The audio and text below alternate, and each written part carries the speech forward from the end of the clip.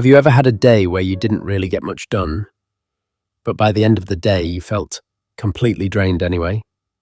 I ask because I've had a lot of days like that myself. I'm a big to-do list person. I like structure. I like knowing what needs to be done and checking things off. Most days, that actually helps me feel steady and focused.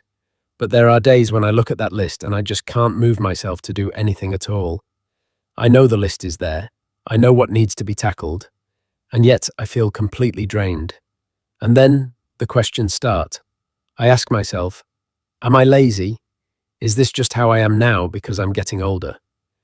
What makes it even more confusing is that I'll think, why am I so exhausted? I haven't really done anything all day. For a long time, I couldn't put my finger on it. I told myself I shouldn't feel this way. I assumed I was just having an off day, or that I needed to push myself harder and get over it. Then I recently listened to a conversation between a geriatric medicine doctor and a psychiatrist about why people feel stuck and unmotivated, and something they said gave me real clarity. They talked about how a huge amount of mental energy can be spent not on doing things, but on holding them in your mind, carrying unfinished tasks, decisions, and expectations around all day. That immediately explained those days for me. I wasn't tired because I was lazy or unproductive. I was tired because my mind never got a break. A lot of people don't realize how much energy this takes. They'll open an email, stare at it, close it. They'll think about starting something, then decide to wait until they feel more ready. They check the time, check their phone, maybe do something small that doesn't really matter, and then the whole cycle starts again. By the end of the day, they're frustrated with themselves. But the real reason they're tired isn't because they avoided work. It's because their mind never stopped deciding. That's also why telling yourself to try harder usually doesn't help. We live in a culture that puts a lot of faith in willpower. So when we feel stuck, we tend to turn it into a character issue. We tell ourselves we're lazy, undisciplined, or falling behind. But that way of thinking ignores what's actually happening. If someone was short of breath, you wouldn't tell them to breathe harder. You'd want to know what was causing it. Stress, illness, anxiety. The cause matters because the solution depends on it. This kind of stuck, heavy feeling works the same way. It can come from burnout, anxiety, low mood, poor sleep, physical strain, or long periods of overload. Blaming yourself doesn't remove the cause. Most of the time, it just adds guilt on top of fatigue. One thing that came up in that conversation was how the brain reacts when it feels overwhelmed. There's a part of the brain designed to protect you. When it senses danger or overload, it doesn't motivate you to push through. It slows you down. It applies the brakes. You've probably felt this in other situations. Standing near a ledge and suddenly freezing. Hearing bad news and finding it hard to think clearly. You want to move forward, but something inside resists. As one psychiatrist explained it, this kind of exhaustion often isn't a lack of willpower. It's the brain trying to protect you by limiting action. What's important to understand is that this braking system isn't a defect. It's not a flaw in your personality. It's something that developed to keep human beings safe when pushing forward would actually cause harm. The problem isn't that your brain does this.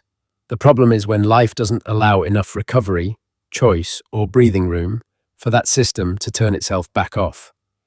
When the pressure stays constant, the brakes stay on. This is also why rest doesn't always fix the problem. If you're simply tired, rest helps. Sleep, a day off, slowing down, those things can make a real difference. But when you're stuck in this mental loop, long stretches of doing nothing can actually make it worse. You're not really resting. You're lying there with a background voice saying, I should be doing something. I'm falling behind. That kind of rest doesn't restore energy. It quietly drains it. When that happens, it's very natural to reach for quick relief. Phones, short videos, snacks, alcohol, anything that gives a fast sense of comfort or stimulation. And for a moment, it works. You feel a little better. But the brain learns quickly. it starts associating relief with stronger, faster stimulation. Over time, that makes it harder to return to slower, healthier forms of focus. The real issue stays underneath, and the stuck feeling lasts longer. Another piece that often gets overlooked is control. People can handle stress surprisingly well when they feel they still have some say in what's happening. Even small choices matter. But when life feels like it's all demands and no control, too much work, too many expectations, no room to adjust, motivation tends to shut down. Perfectionism makes this worse. If you feel that things have to be done properly, or not at all, starting becomes risky. And when starting feels risky, the brain hits the brakes again. This can be especially true later in life. Responsibilities don't disappear just because your energy changes. You may still be caring for others, managing work, or carrying long-standing pressures, even though your capacity isn't what it was 20 years ago. That mismatch alone can create a quiet sense of depletion, especially if you keep telling yourself you should be able to handle things the same way you always have. So what actually helps, especially on days when your energy feels very low? One simple but effective approach is to deal with the one thing that keeps looping in your head. Not the biggest task, not the perfect task, just the one that's quietly draining your attention. Once it's done, your brain no longer has to keep deciding, and that frees up more mental space than most people expect. If you truly can't do it right now, it helps to decide when you will. Pick a specific time and write it down. Until then, give yourself permission to rest. Rest without constant bargaining in your head is very different from rest filled with guilt. It also helps to change how you measure progress. Instead of asking, "Am I better yet?"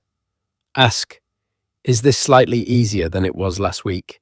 If you couldn't start anything before and now you can handle one small task, that's progress. It may not feel dramatic, but it's real. One last thing that stayed with me from that discussion is how much it helps to not be alone with this. There's research showing that people actually perceive challenges as less difficult when a trusted person is nearby.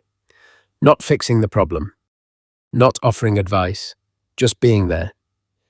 So if you're feeling depleted and ashamed and stuck, try not to turn it into a private struggle. Reach out to someone safe, not the person who lectures you or tells you to push harder, but someone who can simply be there while you take the first step. And if you know someone who's been stuck in that quiet, heavy place, you don't have to fix them. Sometimes just staying close makes the load feel lighter.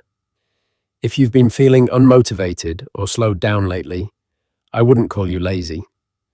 I'd assume your mind is trying to protect you and asking for a different way forward. Smaller steps, clearer structure, less self-blame, and sometimes a steady presence beside you. If this connected of you, feel free to share what's been quietly draining your energy lately. And if someone you care about might need to hear this, pass it along. Not as pressure, just as company.